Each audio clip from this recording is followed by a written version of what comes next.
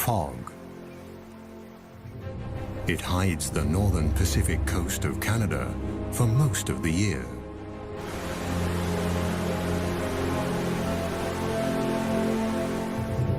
This is the Great Bear Rainforest, a forest full of mysteries and wild creatures.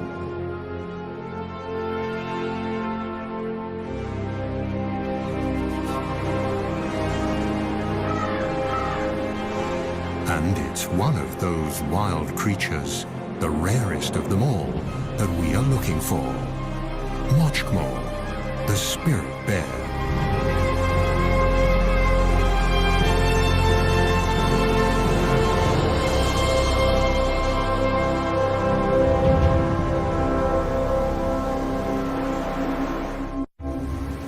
There are no roads in the Great Bear Rainforest.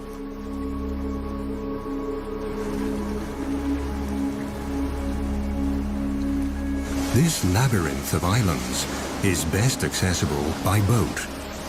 These people, scientists, have to approach this rugged coastline from the water to reach the unique temperate rainforest and discover the secrets it holds.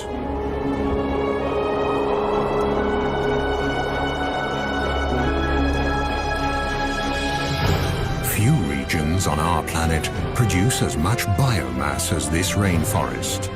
It's the world's largest and most productive temperate rainforest and thrives along the west coast of Canada, a vast 300-mile-long expanse of fjords and islands along the North Pacific.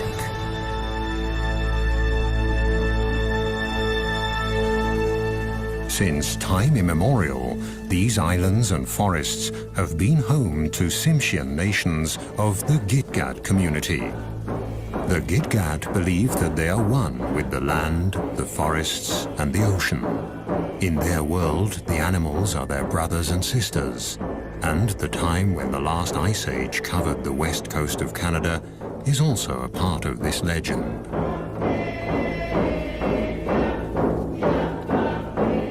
Raven, the creator, wanted to leave a memento of the Ice Age, and so he decided that every 10th bear should have white fur.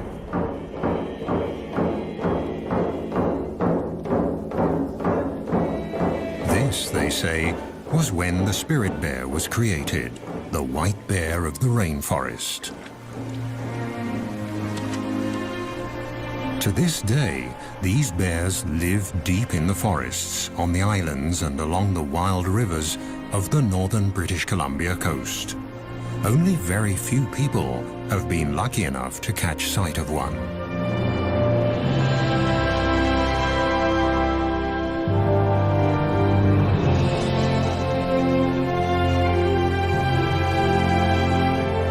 Like a gigantic wall of granite, the coast mountains block the clouds that roll in from the Pacific Ocean, causing them to rise up and drop their moisture.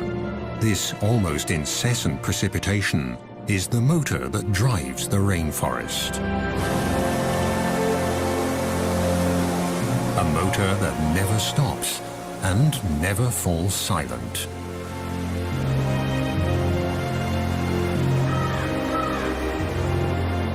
Everything in the rainforest, the rocks, the living and dead trees, are covered with a thick growth of mosses that have an important task. They hold the moisture in. In this way, they keep the forest humid and cool and stabilize living conditions for all animals. In the temperate rainforests of the north, biomass doesn't decay as quickly as in tropical rainforests. The destructive organisms here are slow and need a lot more time to do their work. Yet this rainforest is more productive than those in the tropics.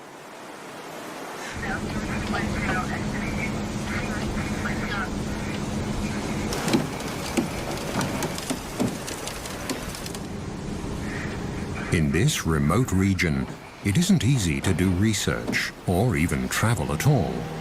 Very few smaller boats venture this far north along the wild, rainy coast. The only chance to find the bears is when they come down to the streams for the one big event of the year. The arrival of the salmon in late summer. For now, though, all is quiet.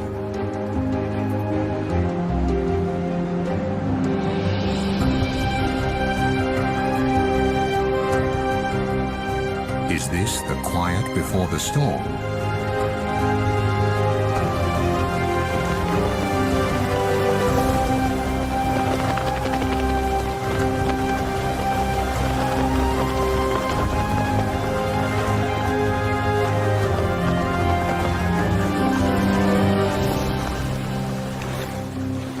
On the outer islands, the group discovers a pack of coastal wolves. These rather small wolves are a genetically distinct subspecies of the grey wolves that live further inland.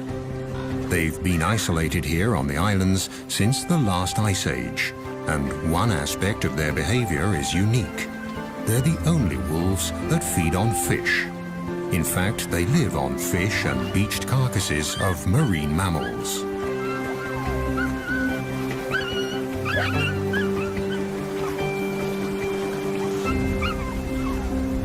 Food that also attracts other hungry visitors.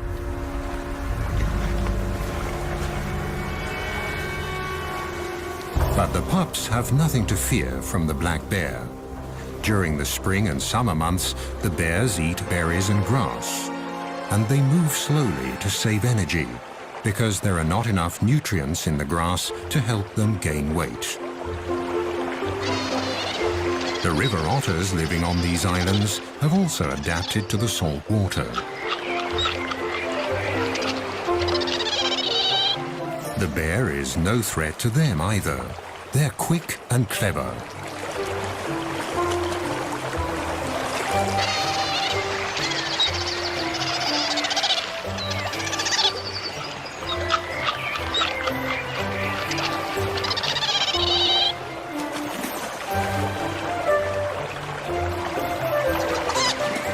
The intertidal zone is their buffet.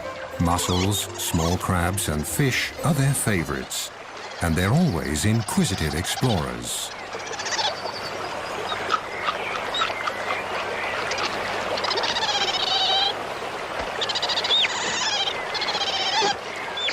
The ravens, the heralds of the rainforest, announce a visitor.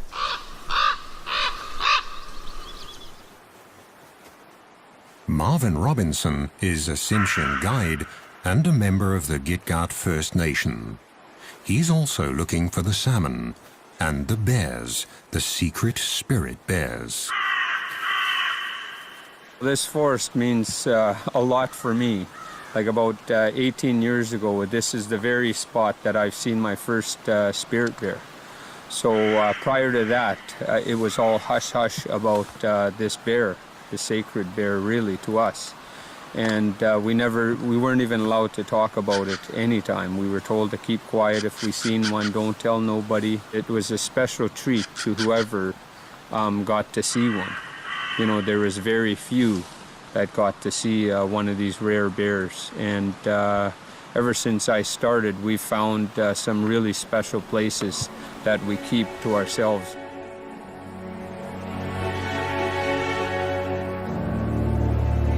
And indeed, the places here are special.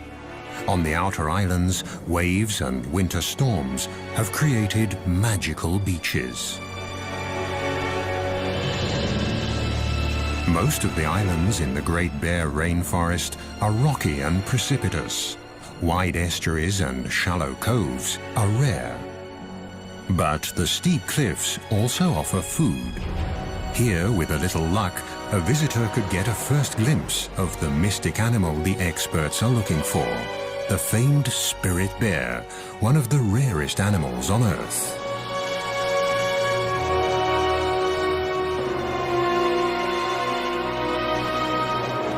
The bear's prey is glued to the rocks in the intertidal zone. Barnacles grow in the cold waters of the North Pacific, and at high tide, when they're covered with water, they look almost like animals from another world.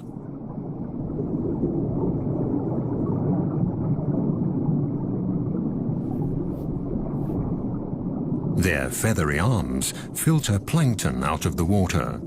It's hard to believe that these little creatures are related to crabs.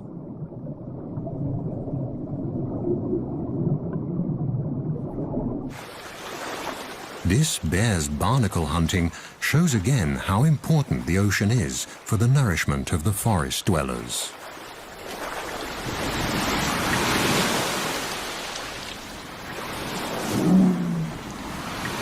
And there's enough nutrition to feed even the largest animals that roam the waters, the whales. At low tide, barnacles and mussels are exposed along the rocky shores. Their shells are closed tight. For the spirit bear, detaching them from the rocks is no problem, and the reward is a very tasty snack.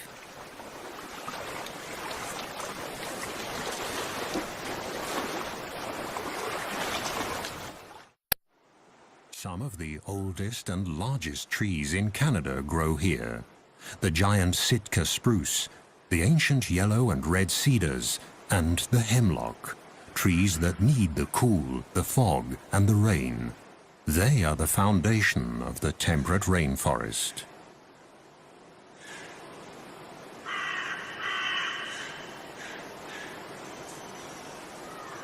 In August, the sweet fragrance of ripening berries wafts through the forest. Bright red huckleberries, elderberries, salal and blueberries, and many others grow in abundance.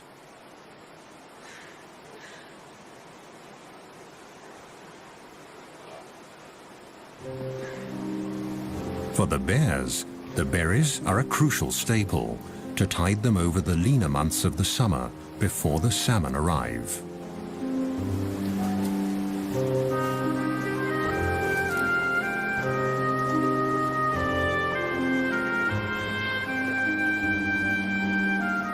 The spirit or Commodie bears are not albinos, but white black bears, a mutation that probably dates back to the last ice age. And between the rocks and the trees, white is a good camouflage. The bear's sweet tooth also helps the bushes to spread. They pass up to 400,000 seeds per day in their droppings. Thus, the plants colonize new territory.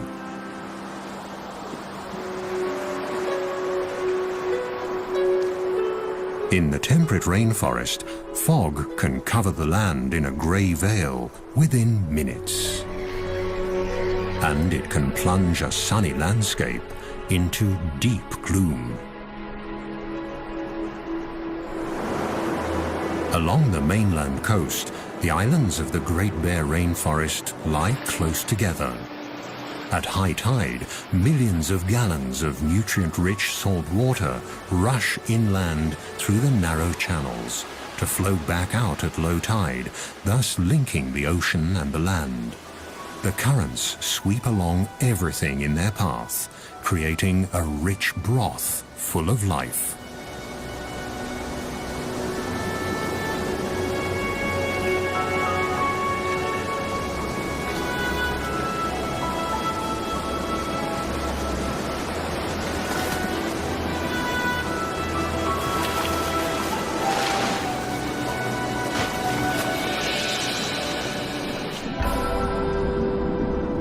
In August, huge schools of young fish migrate into the waters between the islands. Close behind the fish are the humpback whales. They throw nets of air bubbles to track their prey.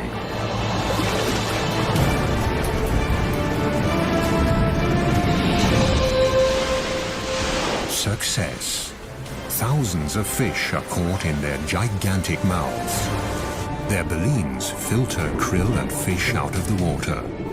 Again and again, the whales will feed for days. But Mother Nature is prepared and sends a constant stream of fish north along the coast and into the archipelago of the Great Bear Rainforest. They all get their share, large and small, young and old. This is the land of milk and honey, the Galapagos of the north. The productive zone extends far below the water. The species here are not as numerous and varied as in a tropical coral reef, but the vibrant colors and the sheer size of the underwater organisms can easily measure up to the tropics.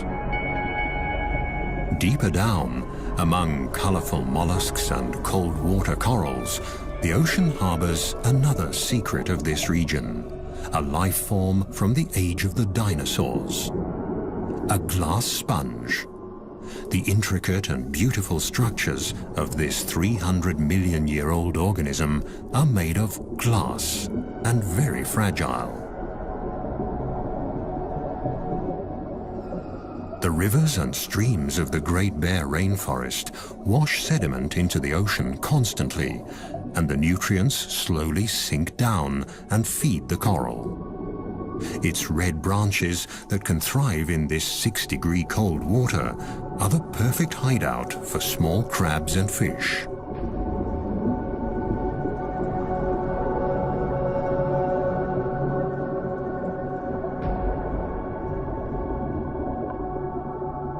The silica from the rocks provides the building material for the sponges. With a little help in the form of sand and water, they can make glass. There are even whole glass reefs on the continental shelf, about 600 to 1,000 feet below the surface.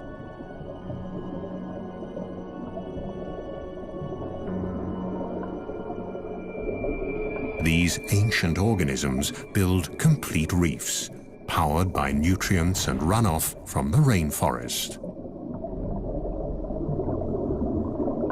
High above the reefs, a female humpback is playing with her calf. Thanks to the rich feeding grounds, the little one is growing fast. In a few months, when they leave the cold waters and head south, they'll need all their strength.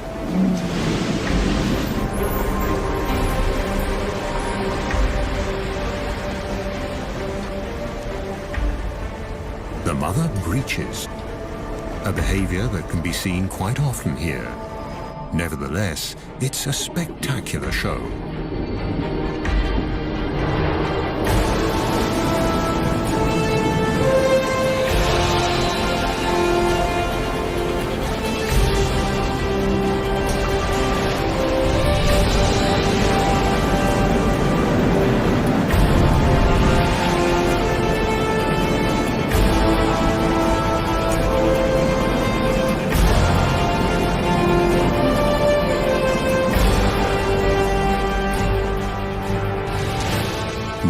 The beginning of September, and the fish run that all the animals here are anxiously waiting for is approaching.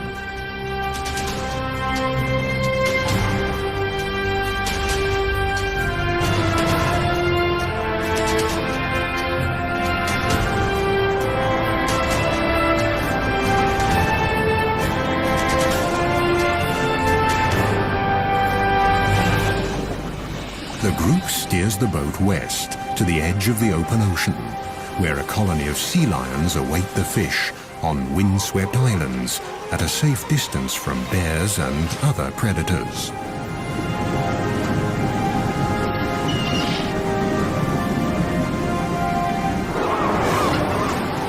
The Steller sea lions are the largest of the eared seals. They're an endangered species that lives on the rugged outermost islands along the Pacific coast.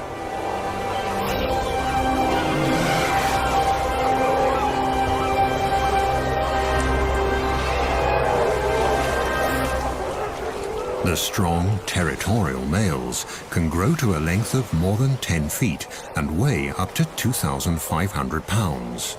Each of them has a dozen or more of the much smaller females in its part of the colony.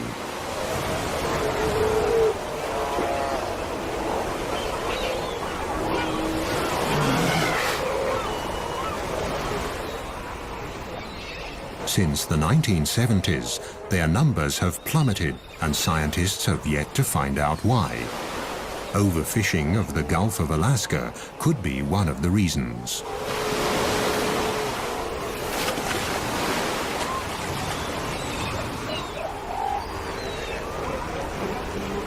The weather turns. The first heavy rain of approaching autumn triggers the epic fish run. After 2 years in the ocean, the salmon are now returning to their birth streams.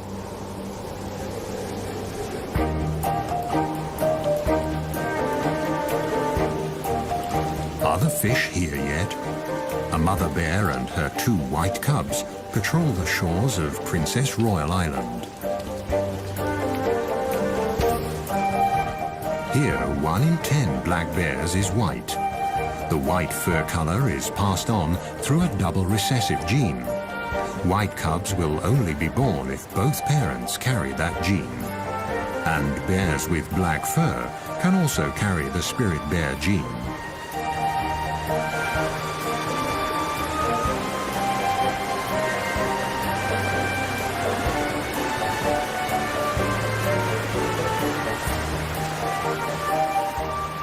Eagles and river otters are the first to discover the approaching salmon run, which they are awaiting impatiently at the mouth of the river.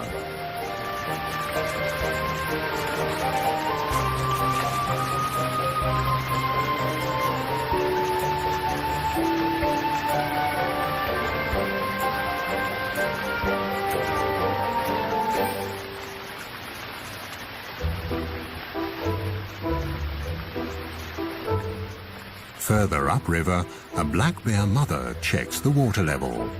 It's still too low for the salmon to come. This little bear will see the salmon run for the first time in his life.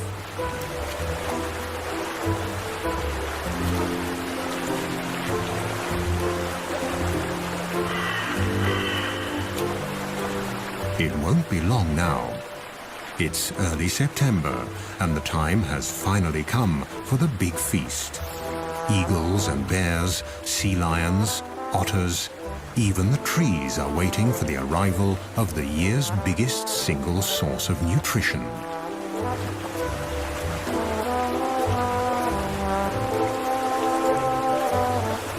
And the big feast will also complete the yearly cycle. Shortly afterwards, the bears will start looking for winter dens.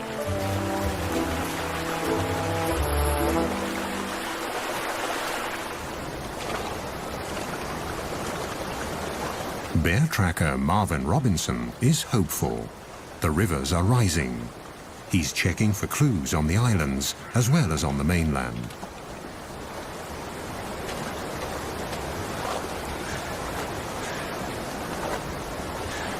Across the channel from Princess Royal Island, a grizzly mother and her 2-year-old are also checking the waters. Grizzly bears live on the mainland, leaving the islands to the black bears.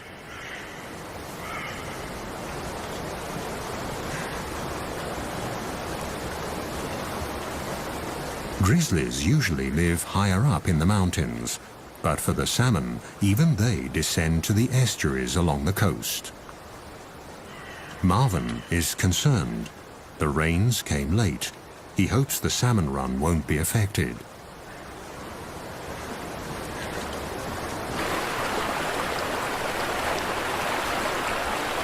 Now, at last, the water levels are rising.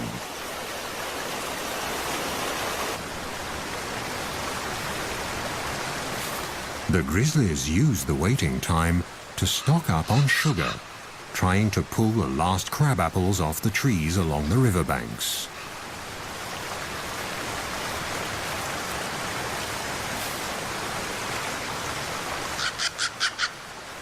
For the mother bear and her young, this will be their last winter together.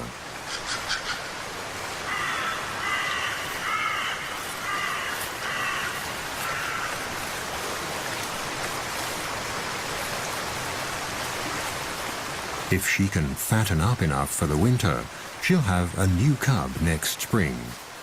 But if the salmon run isn't good enough, she'll reabsorb the already incubated egg in her womb during hibernation. Still no salmon, but now the autumn rains have really picked up. This region gets an incredible 4,500 millimeters of precipitation per year. That's 4 times the rainfall of a wet city like Vancouver, further south along the coast. This is a true rainforest. Autumn has arrived, and the first geese are migrating.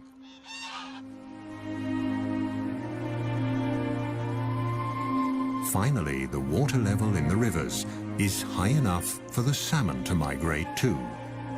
They'll return to the self-same waters where they were born, among the gravel banks upstream. At 12-hour intervals, at high tide, new waves of hundreds of thousands of fish will rise in the river deltas on the coast and make their way up the streams.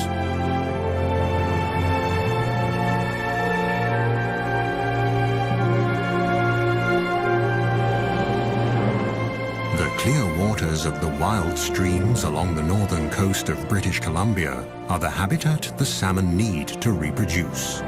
In this fish run, humpback and silver salmon are returning, swimming up the rivers until they taste their birth waters.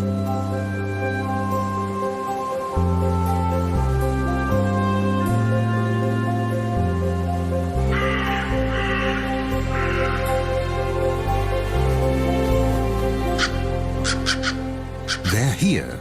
The ravens, the heralds of the forests, spread the news. It takes stamina and blind determination for the fish to get to where they have to go. It's now or never. This is their only chance to reproduce. But the predators are already lining up. From the seagulls to the otters, they all want their share. For the animals of the Great Bear Rainforest, the waiting is finally over. Now it's time for fish and caviar.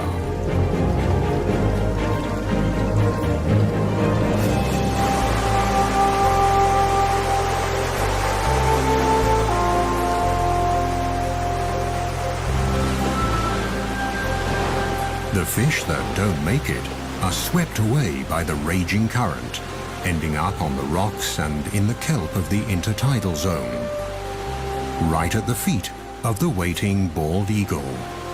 Its sharp beak is perfect for tearing up fish.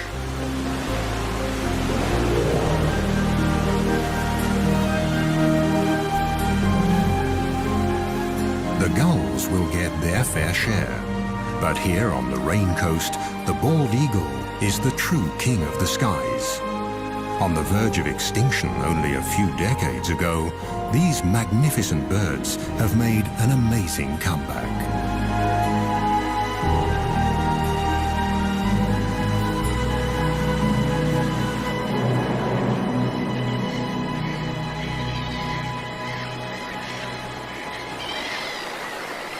On a bank in the stream, the raven patiently waits for the black bear to finish his breakfast.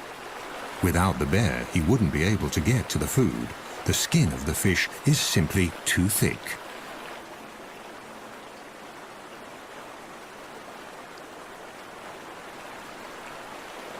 Come on, haven't you had enough yet?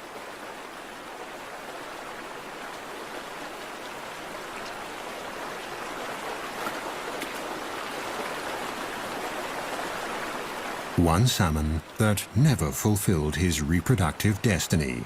He died on the home straight.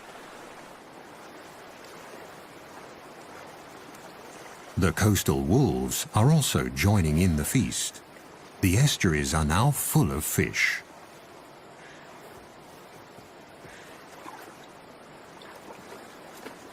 The youngsters are still learning the tricks of the salmon trade. They follow their mother, and she tries to teach them. But for them, catching fish is still a game.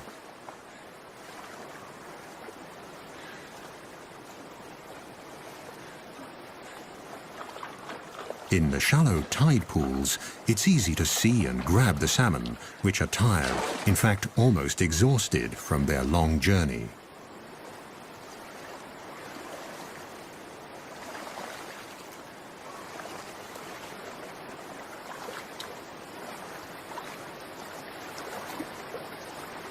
The death of this fish seems futile. There are so many of them, easy prey for the hunters. But it's not the individual fate that counts here. With their sheer numbers, the salmon feed the whole ecosystem.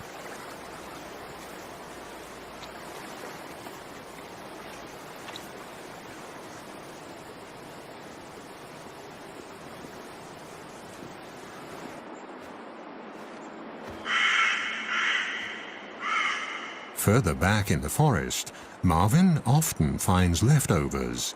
Sometimes the wolves carry the fish deep into the woods. The wolves don't consume the whole salmon. They only eat the brain. So they carry the salmon off and maybe a little bit further up the sides of the valleys and stuff because there's a parasite in salmon that if the wolves get it, it could kill them. So basically what happens with the wolves is they've taught each other that it's only safe to eat the brain. The gushing waterfall further upstream seems insurmountable. But the fish keep trying, again and again. For them, it's quite literally do or die. And for the strongest, stamina eventually pays off.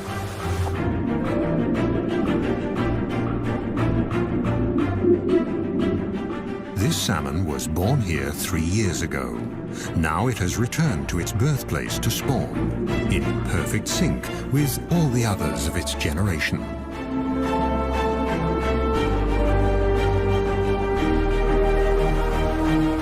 In the first few months after hatching, the fry will stay in their birth streams.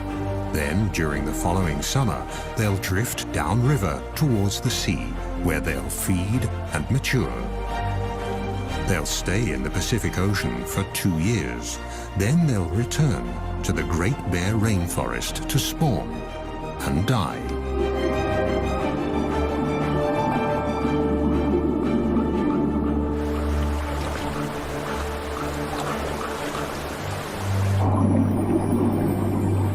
In a rush of hormones and wild abandon, the fish become oblivious to their surroundings and their predators.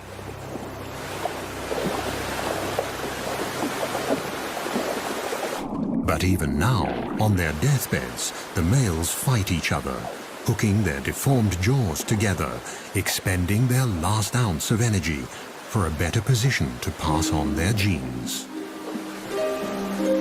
The unique cycle of life in the temperate rainforest will be completed once again, as it has been every year since time immemorial. The gulls and all the other animals of the coast are the lucky beneficiaries.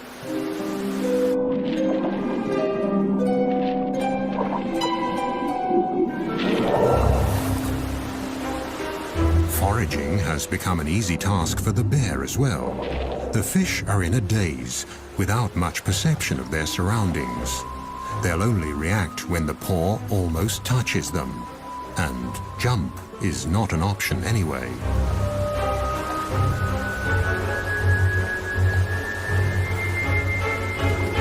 The fish look battered. The journey has taken its toll.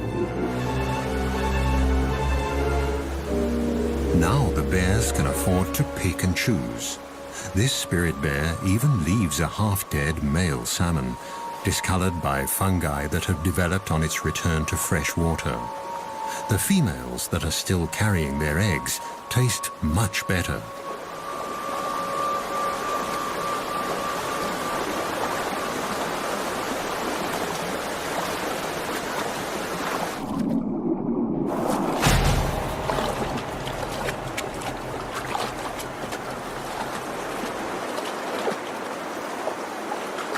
During the 10 days of this salmon run, every bear and every wolf will each carry about 1,600 fish off into the woods.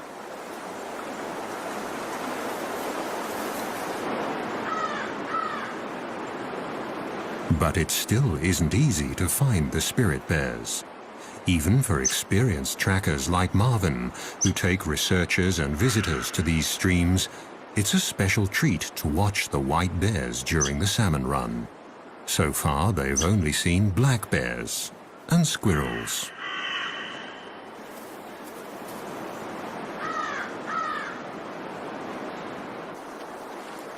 But they can watch various other animals and their behavior during the run. A black mother and her cubs feeding, for example.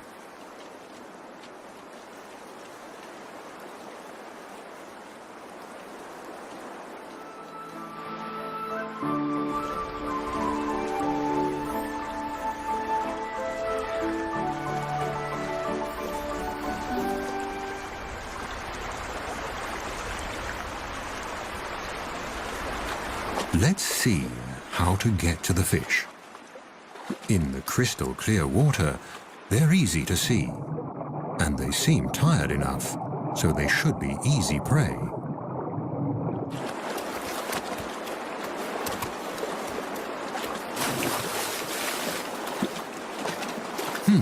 That wasn't too successful.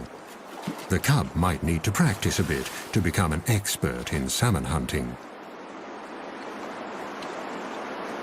Marvin, the tracker, has been walking the creeks for days now. Then, suddenly, there it is, Mochkmo, the prodigious spirit bear, one of the rarest animals on Earth, and one of Mother Nature's miracles, right in front of his eyes.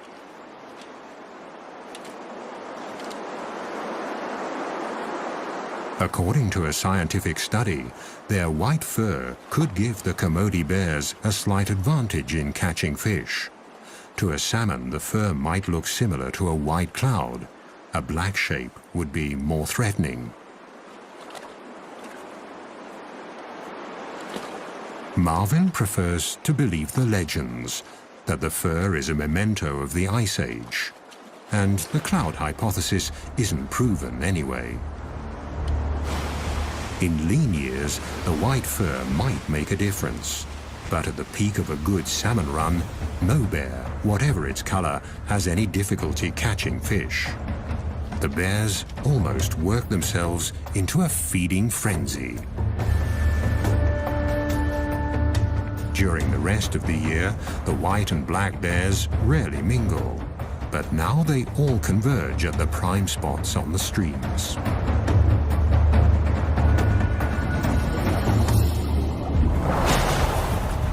Overall, the black bears seem more aggressive and wilder than their white cousins. But they're also more wary. Could it be because, unlike the white bears, they've been hunted before? But wary or not, all the bears have to come to the streams. They have to store fat for hibernation.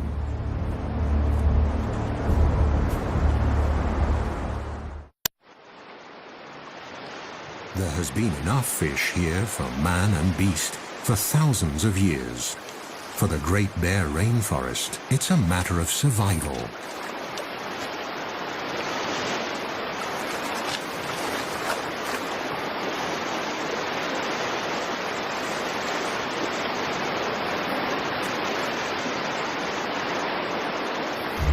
Let's hope for these young bears at their first salmon run that the future will hold the same life for them as the present.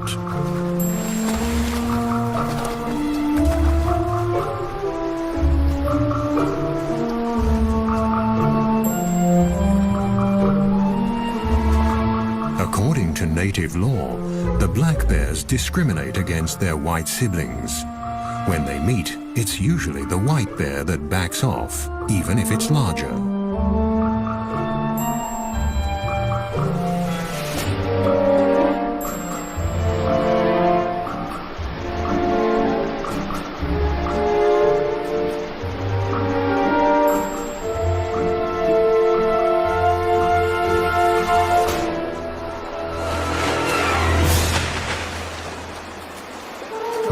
One last fish for the road should be all right. There are so many of them. But the envious competitor is watching, and so the spirit bear withdraws.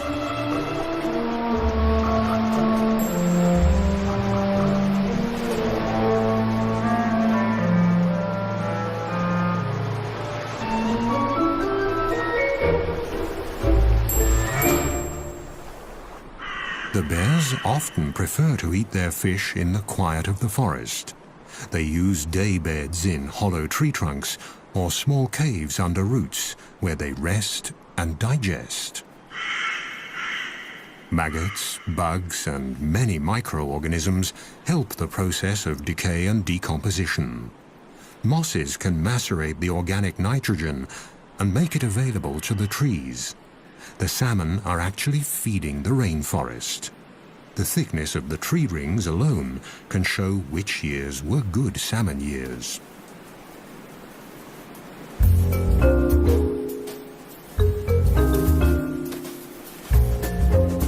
Just a few weeks later, autumn sets in. The salmon run is over, but the forest and its animals have gathered crucial reserves and strength for the winter. Now it's time for some of the smaller ones to stash away seeds and other winter provisions.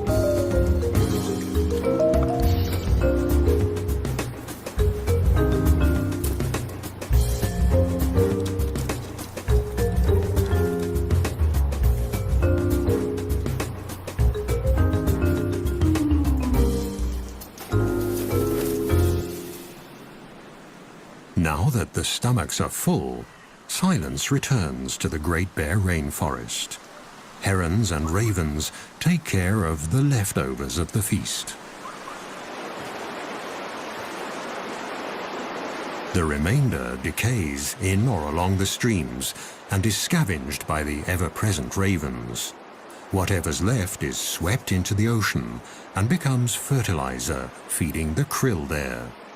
Nature almost seems wasteful, but this brief overabundance has a deeper purpose. The carcasses pass nutrients on into the water. This is their last gift to a new generation of salmon. Thus, the end of one fish run lays the foundation for the next. The parents make the ultimate sacrifice for the sake of their offspring. This cycle, already many thousands of years old, is the motor that drives the entire ecosystem of the temperate rainforest along Canada's northern Pacific coast. But it's not just the motor that makes a system function. Only if all the individual parts are in place and in the right place will the rare and special life forms along this coast survive. This is the insight the experts have come to on their way back from the expedition.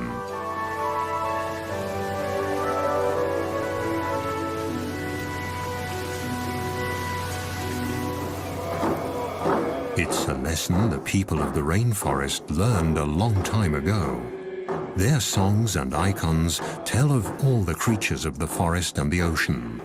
But the spirit bear is the one special animal, the iconic species, that symbolizes the spirit of the rainforest.